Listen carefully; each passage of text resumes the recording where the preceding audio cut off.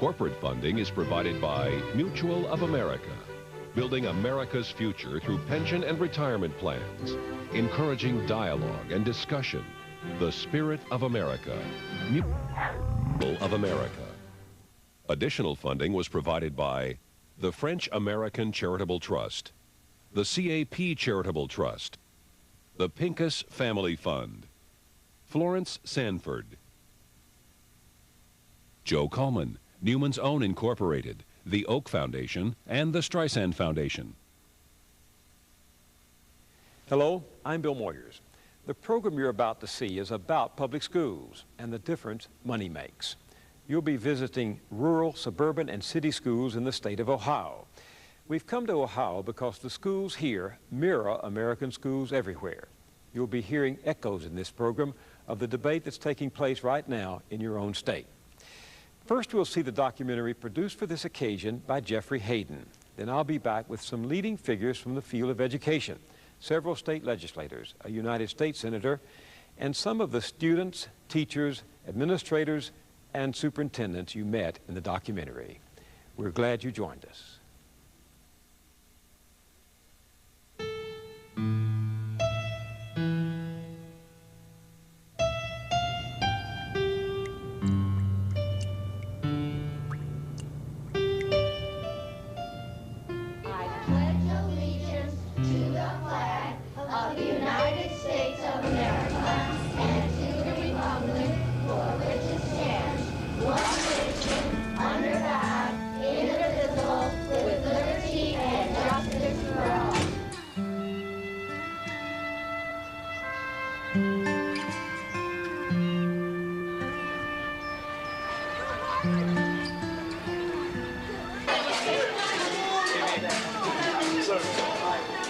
When you walk through Benton County, it's so drabby and just so dirty that it's hard to feel good about the school and what you're doing.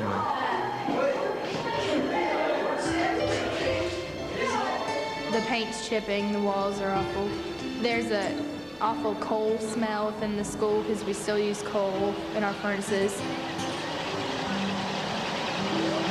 It's going to take at least $100 billion, according to government figures, to bring our public school facilities up to a reasonable standard of safety.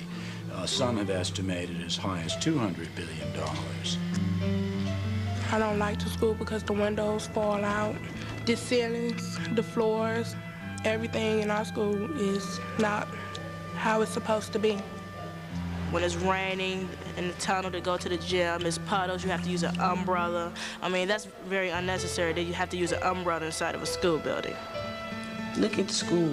It looks like it's about to fall down. It's just a whole bunch of stuff wrong with this school. You come, you see, and you just don't want to come back again. Physical squalor is both a fact and it's also a metaphor. It tells a child what we think she's worth. A child comes into an ugly, filthy building.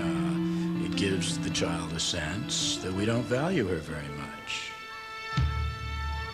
A dilapidated, dingy school building sends a message that education is not important, that children are not important. The disparity between the affluent suburban communities and the poor rural communities and in the inner cities is dramatic.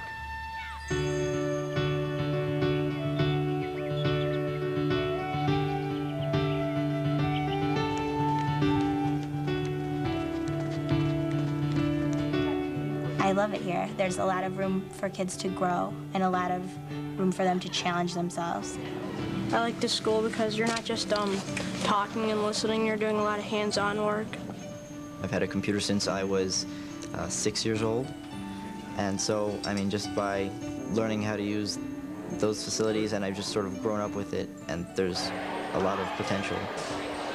The classes I'm most interested in is the theater classes and my Japanese class I like a lot. I plan to major in math in college while starting pre-med in the fall. I would like to major in biomedical engineering next year. Either journalism or broadcasting.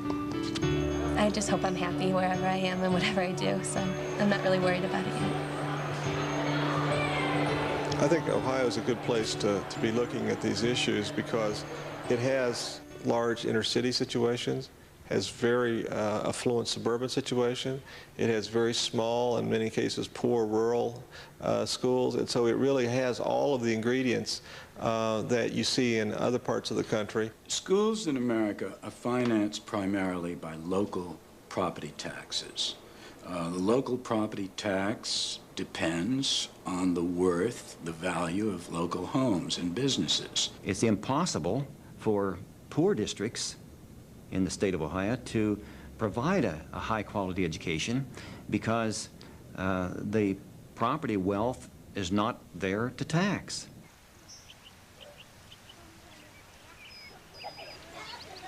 Where do we start? At the top. Okay. 6 plus 8 equals 14.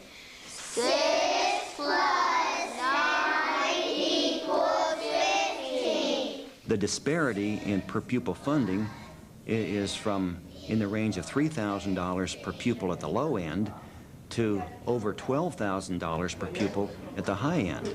And that great disparity in school funding certainly manifests itself in terms of the disparity in school buildings. Since over half of the buildings were constructed prior to 1940, a number of the buildings still have coal-burning furnaces.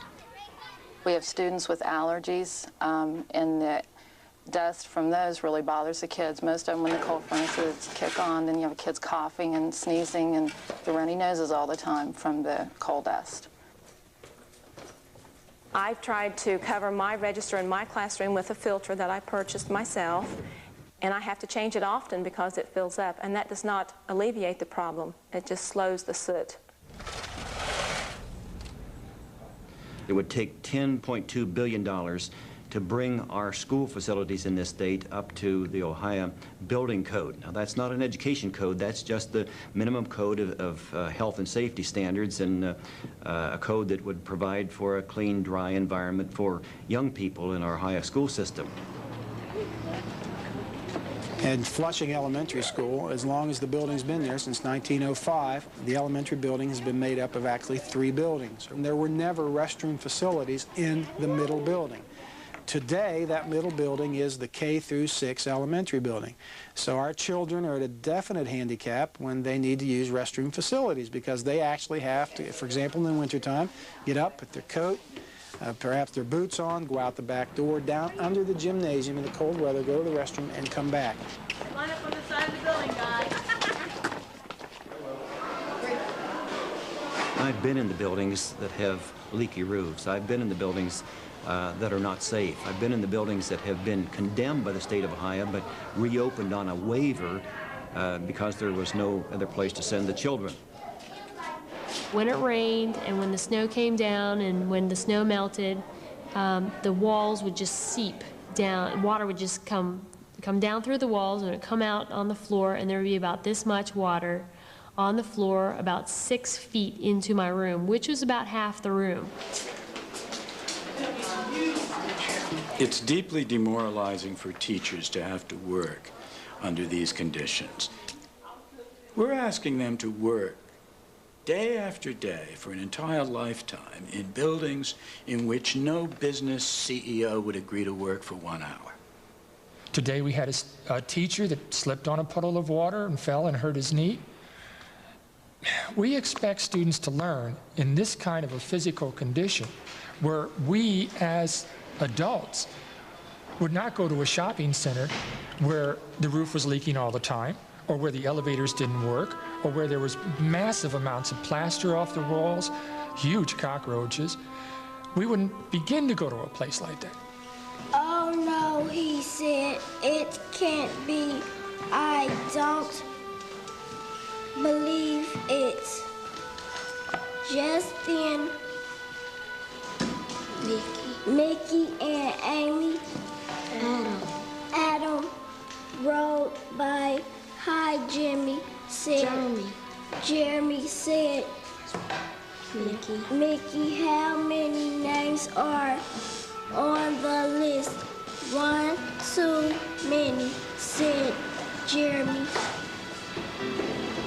My students are frustrated too. They come in and they say, oh, I can't believe this water and the ceiling's falling down, and they start to make up tunes like the ceiling's falling down instead of London Bridge is falling down. And I just tell them that, you know, we're a bunch of flowers growing in a garbage can.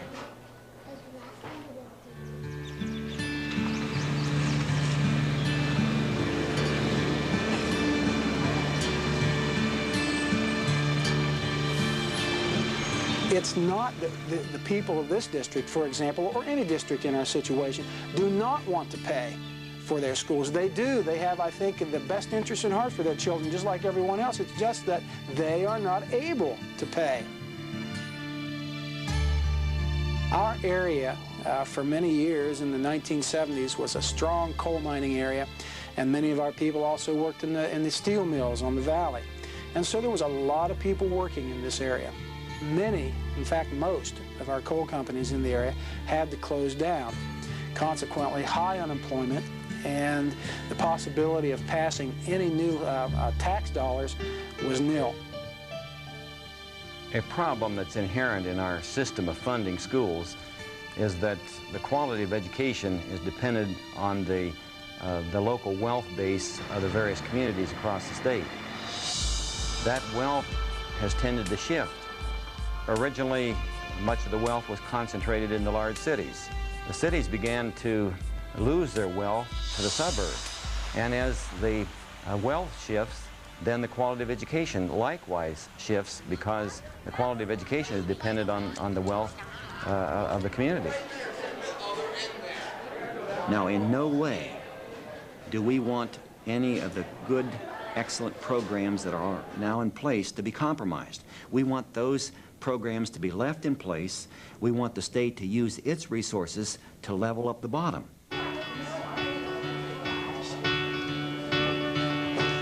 It's a $27 million complex built on 64 acres with 230,000 square feet. When they planned the building, they took into consideration the Dublin architecture. They have the long sloping roofs. They use the economics of brick and block, the earth tones, which is a typical Dublin architectural feature. It houses a full academic program, a theater, an auditorium, gymnasiums for both community and student use, computer labs, and just a wonderful facility. We have a good ratio of commercial to residential revenue coming into our district right now. I mean, you'll see some of the major computer software providers in our area. You'll see other major corporations that have very deep commitments to education located right here in our school district. So we have a wealth of businesses that are willing to support our school.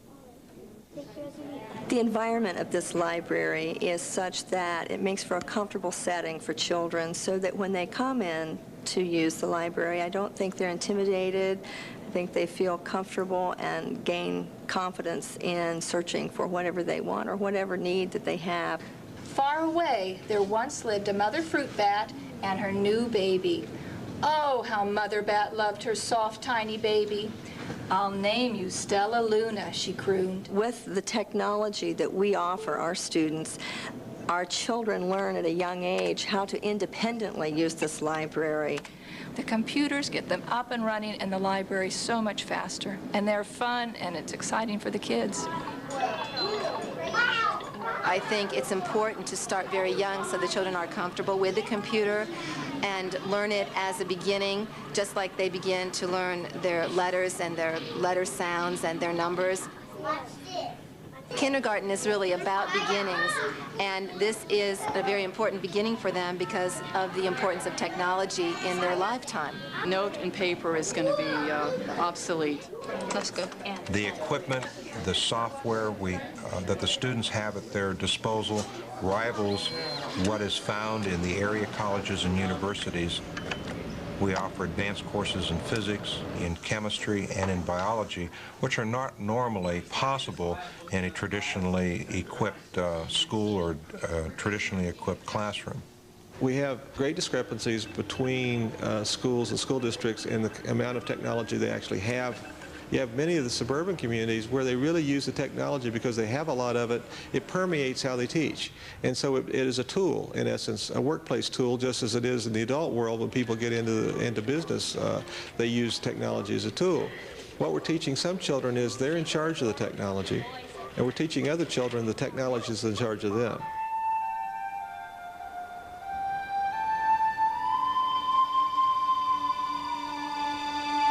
We only have one computer because we didn't have enough space in our classroom for the computers to be in there. We have a few computers in our school. They were purchased several years ago, and they are very outdated. The type of computers I have are what I've been able to beg, borrow, or scrounge up. We have, I believe, 12 computers for 1,800 students. So a student can go through Withrow for 4 years and never touch a computer.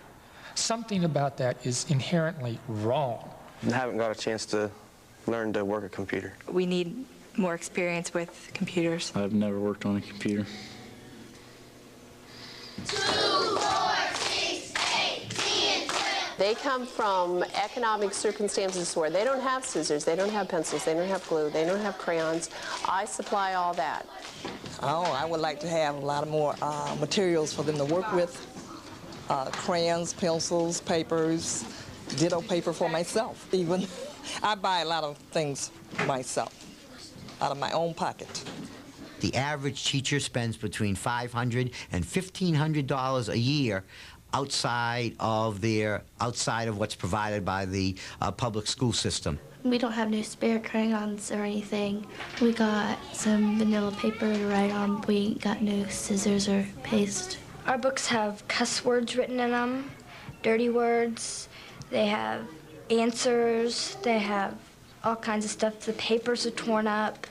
We have dictionaries where there are pages missing, encyclopedias that are so old that they're not very useful for reference material. I have a set of encyclopedias that mentions that someday we will send a man to the moon. We've been to the moon. Oh, lovely mud, said the pig, and he rolled in it. Our library is located in the basement in what was the coal bin. And we had an unusual experience about 2 weeks ago. The librarian came to get me. She said, "You're not going to believe this, but we have a cloud and it's raining in the library." Ohio has a $1.2 billion rainy day fund, a surplus in the state budget that's been accumulating for several years, supposedly for a rainy day. Well, I'd say it's already raining for an awful lot of kids in Ohio, both in terms of their education and other needs, health care, housing, nutrition. We serve students here, but we don't prepare any meals here because we have no ovens, we have no dishwashing equipment. We're simply at the mercy of another building to provide all the food and what have you. Makes it very difficult to serve hot meals.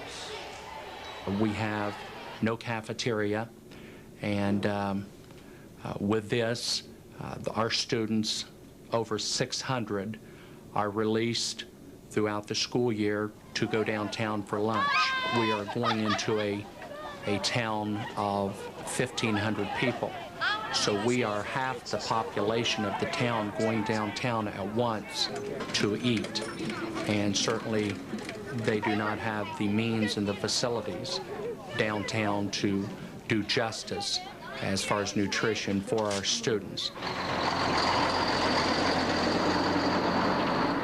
When they do go to lunch, many times that lunch includes a candy bar, a bottle of pop, which is a mixture of a lot of caffeine and sugar. We usually go to lunch down at the gas station. Many of our students sometimes end up in a bar.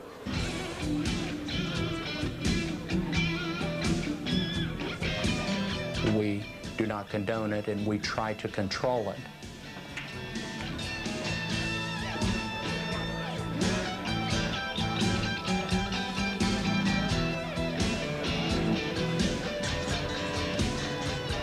The cafeteria, which was in the basement, became inadequate, and so it is now made into classrooms. Our lunch starts with preschool at 9:45, and then from 10:30 to 12:30 we have lunches every half hour. We have 6 to 7 classes on each lunch period. Most of our children do get free breakfast and free lunch, and a lot of our children, if they didn't get the food here to eat, they would be hungry because they wouldn't have anything else. When you're hungry and sick and distressed, it's very difficult to come in and to learn reading. There's study after study after study that shows the impact of poverty on learning, all the way from the lack of prenatal care that children have, the low birth weight that many of the poor children have, which then impacts on them for years later because it impacts their ability to focus, it impacts their ability to really be prepared to learn.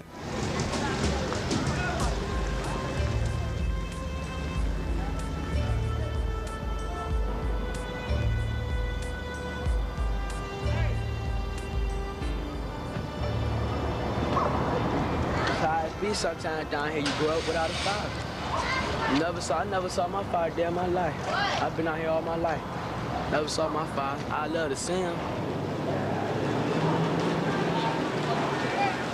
The board statistics show that 85% of the children in Cleveland come from families with incomes below the poverty level.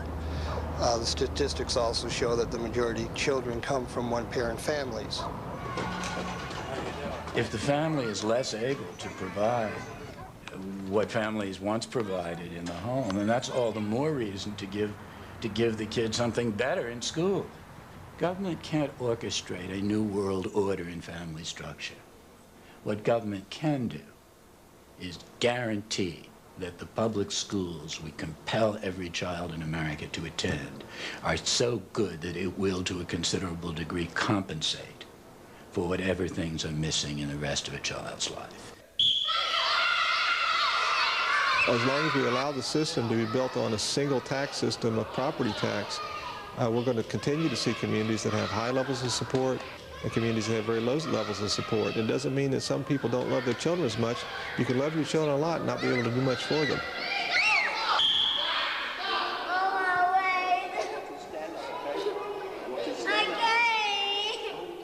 Our children here need a lot of love. They need the security. They need to know somebody cares about them. They don't get the attention that they deserve at home, so they come here and they just need your attention. They need to touch you, hug you, talk to you, feel that they're important. I don't understand why people want to cut the extra things that we have in the school system, such as phys ed and music, especially art. How's it going, Sean? Good. You know what you probably need to do? Make sure you color in all the areas, all the spaces a little bit darker. I have these kids for 45 minutes once a week, and I only have them half a year.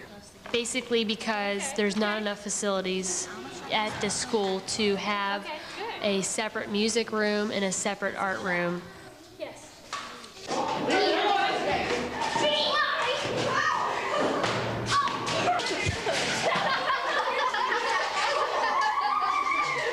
Students this age have a great deal of energy to burn off, but we can't even offer them a year of physical education because we only have one locker room facility. We have to alternate, boys taking PE one semester, girls taking PE the other semester. So we go a half year without students having any place to burn the energy. Below the gym floor is the band room.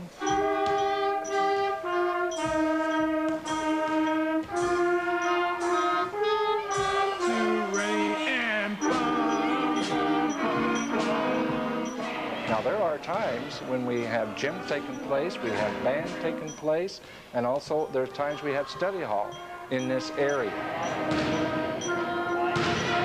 Many of our classes are large, especially our kindergarten, first and fifth grade classes. We have 4 first grade classes, and in each one of those classes we have 31 children. It makes a big difference when you have more than 25 children in a classroom. It's just overloaded, and then you have more behavior problems stemming from those children. Listening, Lesnick, please. It's too many. I feel that we have way too many kids in way too many classes. It makes it very difficult for the children to get the attention that they really need. Hey, look at me. Come on. Look at me. What's wrong? I think at night when I go home to my house, oh gosh, where are they going home to? You know what? Are they safe? Did they get home okay? Is there anything I can do for them when they do come back? Because I am concerned. I don't know what their home life is like, but I am concerned about them. I don't have any children of my own, so these are really my own children. You're fine? Are you sure? We want them to want to come to school. We want them to feel safe here. We want them to feel loved here. Because the more they feel safe and loved, the more they're going to learn and the longer they're going to stay in school. All Jeremy could think about was basketball season. He thought about being captain of his team, the Flyers. Jeremy ran to read the big sign he had put in his front yard. One more player needed for the Flyers basketball team. This season tryouts, marble sign up here. Jason, Till, David, John.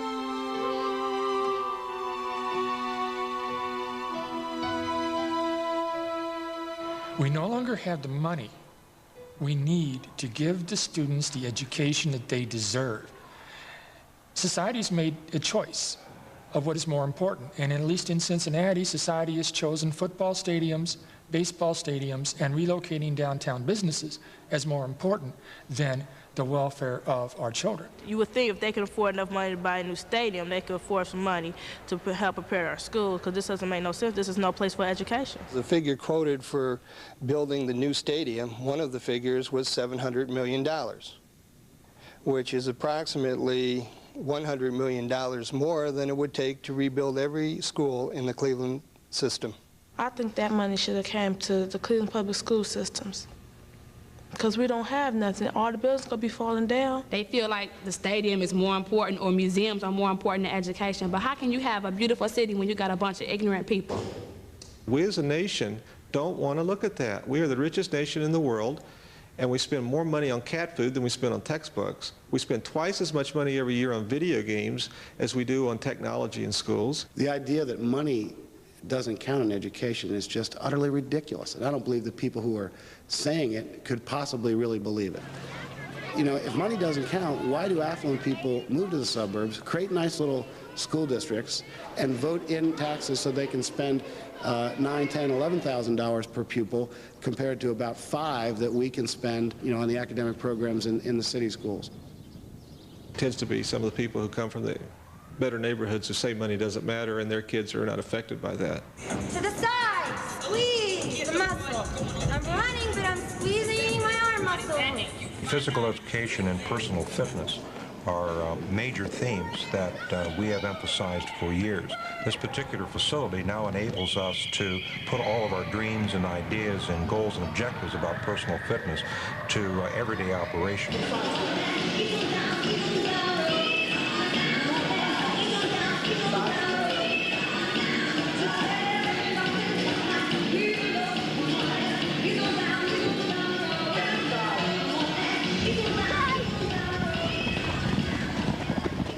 There are so many lessons of life to be learned. We learn how to cooperate with people. We learn teamwork. They learn how to be self-sufficient. They gain confidence in their own abilities. Got a hole. What we're going to do right now to get things moving along is we're going to take those people that think that they can swim in deep water, and we're going to test you first, and then we'll get everybody else going. We've had children come in who were deathly afraid of the water. In a matter of just 2 or 3 sessions, they get over that fear very quickly, and the smile on their face of their accomplishment is just, you know, it's fantastic. They do something that they thought they couldn't do. They come in saying, I can't, and then all of a sudden they can, and they're so happy that they can do it. It's amazing. You learn something here, and then it just makes everything else a little bit easier down the road. I really like it. I think it's really interesting, especially in science. I like the school because it's like new and there's all kinds of nice teachers here. I think it's cool.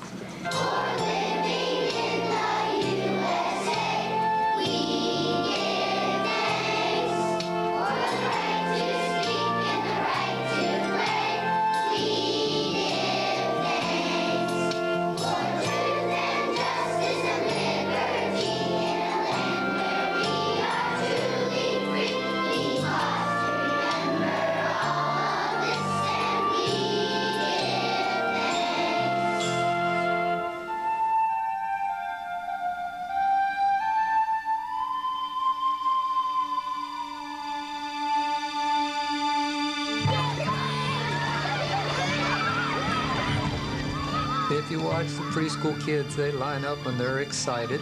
They come to school. And somewhere along the way, there is a loss in that enthusiasm. Where a child should be growing and blooming and perhaps providing a harvest, there's a closing in and a dying. I quit in the 9th grade in high school. I went to 8th and dropped out. If you feel that your school is crumbling before your eyes, you're going to say, I don't need the school, so what's the point of being here? What we expect from students, which is it takes 4 years to finish high school, is not happening in many places across this country, and particularly in those states and cities that require an exit test for graduation, because the requirements have been put in, but the building blocks for success have not really been put in, because the answer always is, we don't have enough money. They haven't learned from elementary school when they had 30 kids in a class, so by the time they get to high school, they don't have a foundation to build on. They know they're not going to college. They have no role models. There's really no point in their minds in getting an education.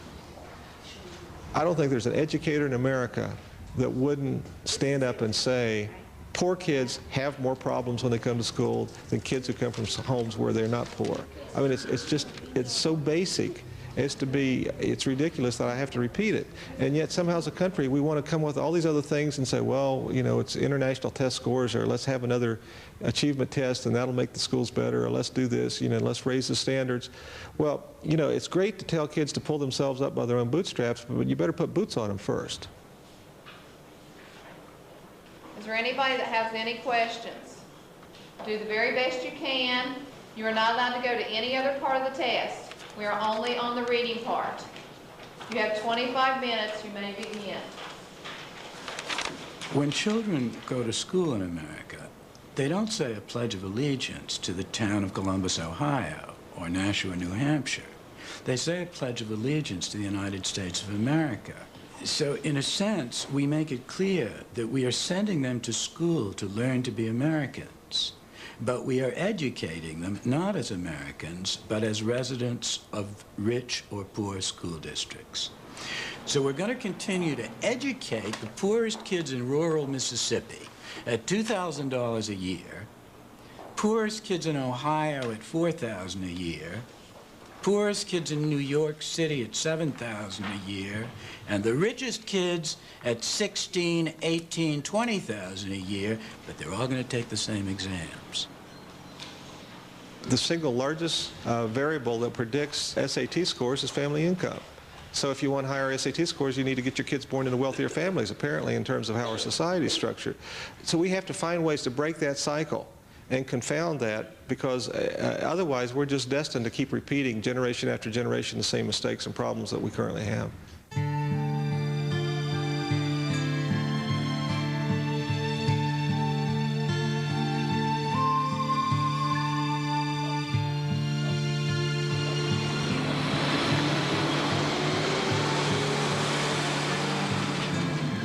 Unfortunately, many of the young people in the impoverished areas have inferior educational programming because the schools don't have the resources to provide better educational programming. As a result of that, the young people do not do well on tests and often don't have an opportunity then to graduate, and thus are really consigned to a life of poverty.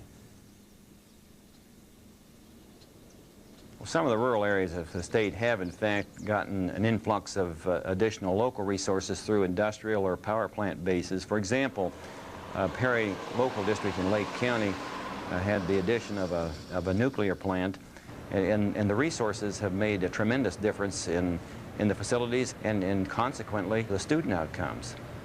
19 years ago, Perry High School was a cinder block building with minimal number of classrooms and very little equipment. Perry has been blessed to have the tax receipts from the Perry nuclear power plant, and that has given us an opportunity to really showcase in public education what can be done with what I consider to be average Midwest children and how they can achieve in the conditions that I call ideal. Since moving into these facilities, there's been a renewed excitement and high energy level expressed by both the teachers and the students. The statewide proficiency test results in Perry are among the highest in the state. We should probably note what's happening going up the tube here and what observations we see in here. Over 80% of our students go on to post-secondary education immediately upon graduating from high school. The daily attendance rate for students is over 96%. The graduation rate for our students is 97%. 3 simple equations. These are the 3 things that you'll have in the airbag, okay? Every child in America deserves to have this type of an educational opportunity, particularly knowing that these children are going to have to compete in a global economy, and that the type of educational environment that we provide in Perry is going to be absolutely essential to compete in that market for the high-paying jobs.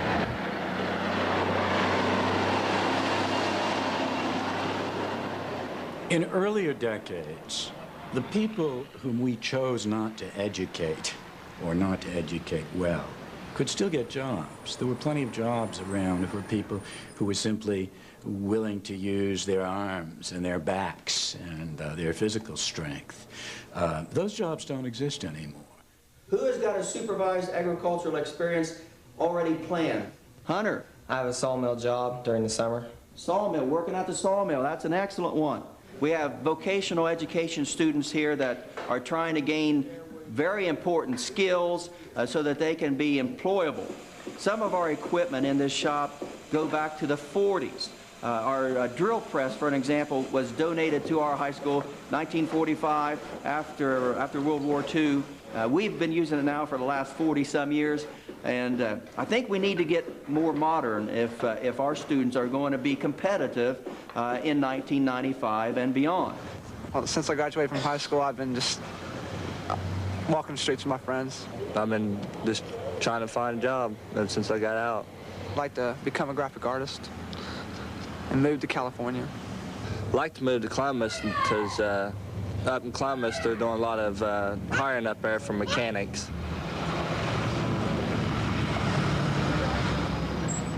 When these young people aren't able to compete, they often can't go to higher education. So it's a cycle, beginning with poverty, not able to pass the test, not able to break the cycle of poverty. He went to the 11th grade. He turned 18 and he dropped out. He still can't read. My son can't read. So therefore, he doesn't have a big chance at jobs either. He's been, for the past 4 months, applications. It's pitiful the way they just don't care.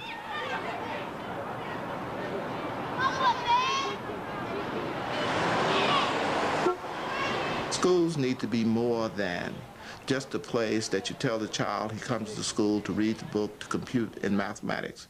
Some of the youngsters are saved by simply being able to join clubs and organizations. There are no extracurricular activities except for track, and the only reason there's track this year is because the mayor had his arm twisted and released some funds. They taking our sports away. Sports we had 4 years ago, students don't even know about now. They just not encouraging us or giving us a reason to come to school. One of the appeasing notions in this society is that the poor don't know what they're missing. So these kids in poor rural school district or in the south side of Chicago or in a poor section of Columbus or Cleveland don't know what it's like out in the suburbs, so why would they be mad? That's a very naive misimpression. The kids in the inner city sometimes compete in sports against the suburban schools. They leave their school and a half hour later they're in this beautiful air-conditioned gymnasium. They walk through the school library and see 200 brand new IBM computers. We make these schools beautiful because we want kids to know that we value them. The inevitable corollary is the message that kids get at collapsing, ugly, overcrowded schools in our big cities out in the rural slums. They walk in, they get the message very quickly in the eyes of this society, you don't matter all that much. We don't really expect that much of you, so we're not going to waste too much money on you. Our football field, it's in terrible shape. We resodded it in the spring and there's no grass on it. Our coaches usually don't stick around because they have not been here to teach us and we don't have a very successful season, so they leave and we get new coaches, and since they don't have a successful season, they just keep leaving. Where I was from, the teams and the school had a lot of respect for itself, and locker rooms were always clean and well maintained. No lockers were falling apart or anything, and there was always something for the kids to do after school other than just sports. There's a lot more clubs and things. There's nothing else to do in this town besides football games if you're interested in sports. There's 3 girls in my class pregnant already, and probably about 6. And my whole senior class already had babies. I stopped going because I was pregnant. I had my daughter. And at the time I stopped going, I was like in the 10th grade. Well, I got pregnant. I just stopped last year. It's hard. It's hard taking care of a baby when you're only 15, 14 years old. Your mother and father is not always there like I had mine. No legislature can prevent 15-year-olds from having babies if they make that bad decision. But legislatures could provide a 13-year course of schooling that was so terrific that by the time a child was 12, 14, 16, she would have her eyes set on a wonderful college career and the possibility of being a doctor someday, and wouldn't allow herself to get sidetracked into having children before she's ready to be a mother. A lot of it is we're not simply giving the students anything that has any interest to them at all. Now, I'm not saying we have to entertain students. I think that's wrong. But we have to give students things that relate to their daily lives. Curriculum isn't just learning out of a textbook. Curriculum is those kind of community-involved life experiences that happen from the time a child wakes up in the morning until the time they go to bed.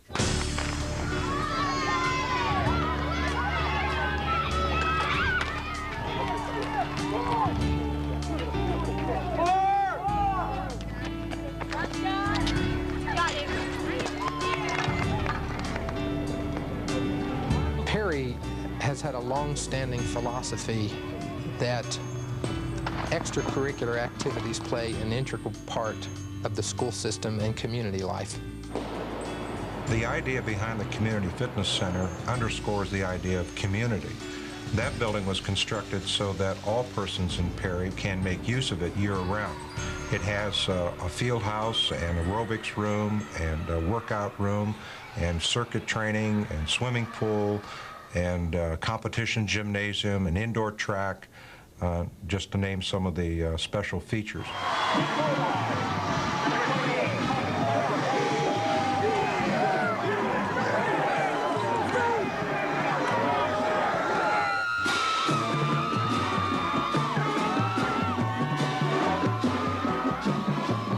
I'm a varsity football player, and I am on the varsity track team. I'm not only into athletics, I'm also on student council, I'm a member of the Junior Council on World Affairs. I write for the school paper. And I've seen how other schools operate in these similar activities, and it just seems that Beechwood is a step ahead of them.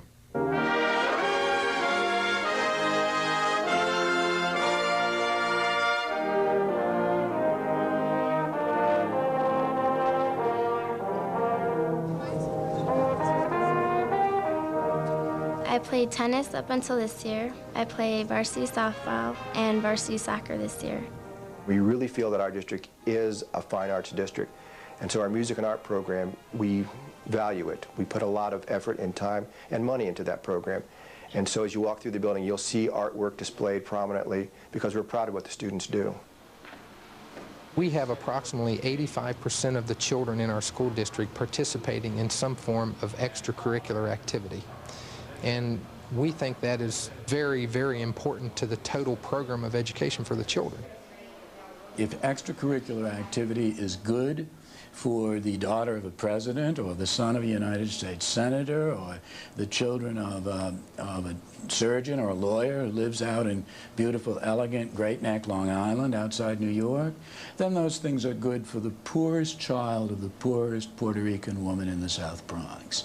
And to deny it to the second child and grant it in abundance to the first is just an atrocity and an utter betrayal of everything this country is supposed to stand for. In fact, it makes you wonder whether America really likes children when we do this. You have to wonder sometimes. I mean, obviously we like our own children, but do we like other people's children?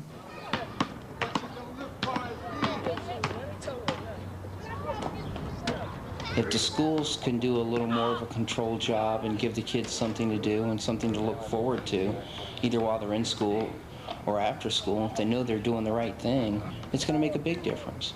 And it's going to make the job a whole lot easier for us and anybody else the kids might deal with. The young people who are engaged in extracurricular activities, who are successfully operating in the school system, don't tend to get into trouble.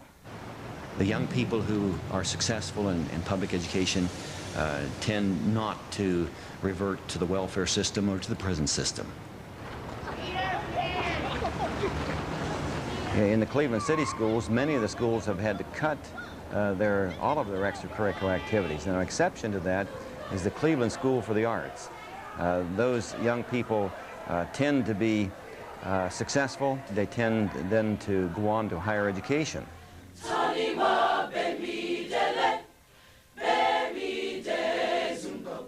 We use the arts, as we call it, as a healing process for these kids. Because these kids, when they come to the school, you have no idea what they have gone through. I mean, every child in this building has a story, and stories that no kid should have to go through. They really know that this is a special place because they can come to school here, it's safe, we don't have gang violence, we don't have guns, we don't have, those kind of problems at all. And I think that that's really important. I think it makes them look at education in a different way because they have to stay here in order to survive in some cases.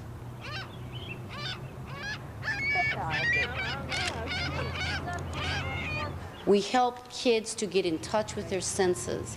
And by helping kids to get in touch with their senses, we'll make them better people.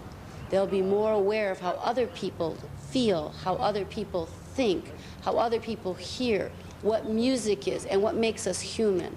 What really makes us human is our senses and the way we use them.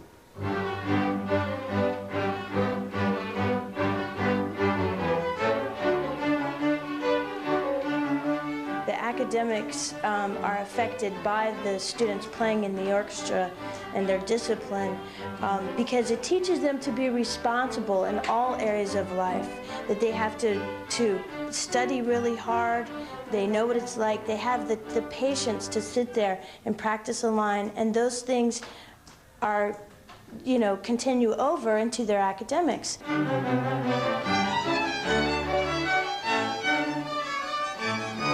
Well, the orchestra itself is a great little orchestra, but I think a lot of the musical talent is getting dwindled away by the small room.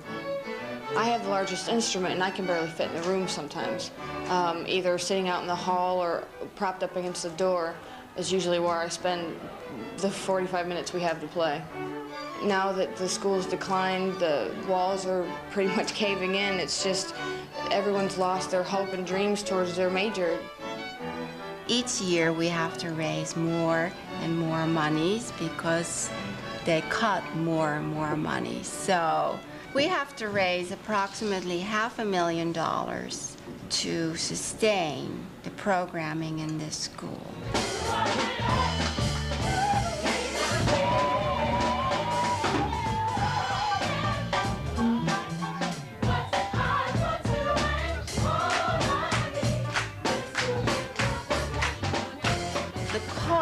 Of instituting an art program in the school is in comparison to what we have to pay to help these kids when they drop out of schools and they have no jobs and they end up in prison. You know, the cost to society, to all of us, is enormous. I think that the increased youth violence is directly related to the lack of hope that these children have in their own lives. Watch out for whoever or whatever, because don't nobody care about you but yourself and probably your friends if you got any. People just start fights over stuff, stupid stuff like they over there like girls talking to your boyfriend or something like that. I mean, stuff that don't even make sense. No question about it that many of our schools are unsafe. But people don't like to talk about the fact we have a violent society. We have between 3,000 and 4,000 kids killed with handguns each year in this country. A handful of them are killed in school. So again, for many of our children, school's the safest place they're going to be. A couple of houses down, we have drug dealers, and like every house that get boarded up, the drug dealers go in and take over that house. And we have a lot, like younger people live on our street and elderly people live on our street, and at night they be playing that real loud music, and they don't give nobody too much respect though. See this hole right here? Mm-hmm. It goes to right here. And these are kids in the neighborhood. They come in here and they use this place to do their crack. Yep, down in the basement too. Yep. It's always somebody killing somebody. It ain't on my part. It's like up the street, up at St. Ledger's and all that, back Kentucky Fried Chicken. Most of the people up there be fighting, or if they ain't fighting somebody from another, they doing drive-bys and all that. It's primarily a low-income project. It's a large drug activity, a lot of family trouble, domestic kind of thing, pretty much all day long. They be dealing drugs everywhere on these corners, and they need to stop it. Yeah.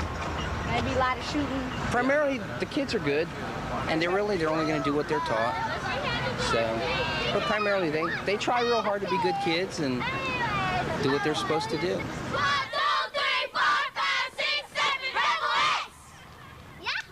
Excellent! It seems to be somewhere around the age of 12 or 13 or so when they kind of turn away from running up to your car and saying, "Hi, how you doing?" They kind of turn the other way. You pull up and they turn around and walk the other direction. Me and my cousins and friends used to rob people. The way we stole the car is we use a screwdriver and we break the bottom thing off, and it's like a little pin in there, and we pull it and the car starts up. My son, I'd like him to go ahead on and further his education. I want all of them to do good in their education and stuff, you know. Just be whatever they want to grow up to be. I got caught by the police, and then I went to jail, and I was there for a long time. And then I went to the orphanage. I just was experienced around in drugs and alcohol, and it caused me some problems with my family. She don't want to go. You don't want to go. With us. She was having fun. Will you be here next week to have fun? I didn't never pick up my diploma or nothing. I missed that last year, and I just never went back. The truth of the matter is that if vast numbers of inner city kids did not drop out of school, we wouldn't have the money to educate them anyway. In a sense, if class size is as low as 35 in some schools, it's because another 15 kids gave up and quit. There is something more than simply unkind or undemocratic at stake in this. It suggests simply writing off the lives of a certain category of human being and saying they don't matter, they don't count. I don't necessarily want them to die, but I want them to be far away from where I lead my life so I don't need to see them weep.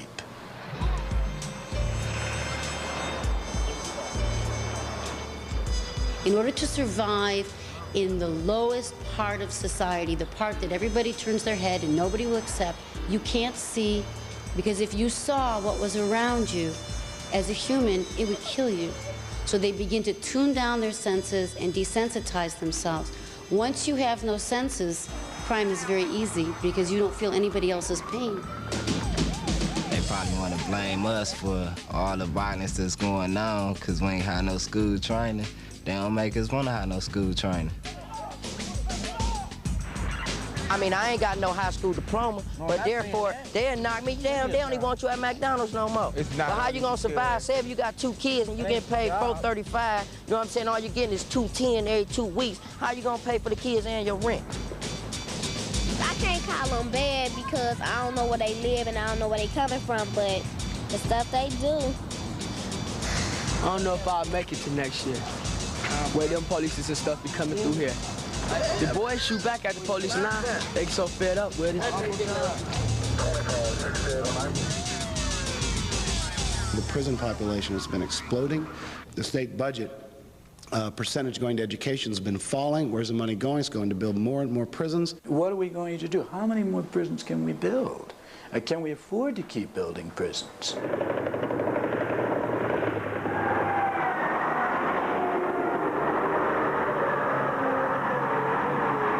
Prison construction is the #1 growth industry in New York State. Nationally, about 23,000 black men graduated from college 5 years ago, but 2.3 million black men and juveniles passed through the correctional system in the same year. The moral implications of this are devastating for our society, but the financial implications are if possible, even more extraordinary. I mean, what are we doing? Why spend $60,000 a year to keep a black guy in prison in New York and $6,000 to miseducate him when he's a child? Does that make sense to anybody?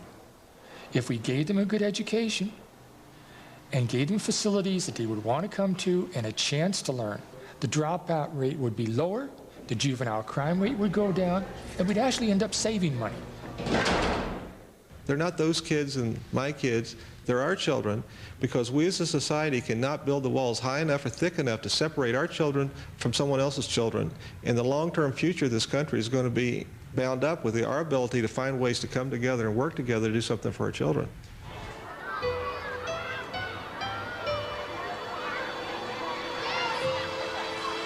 There's so many things that you can atone for later on, but there is no way to atone for the theft of childhood.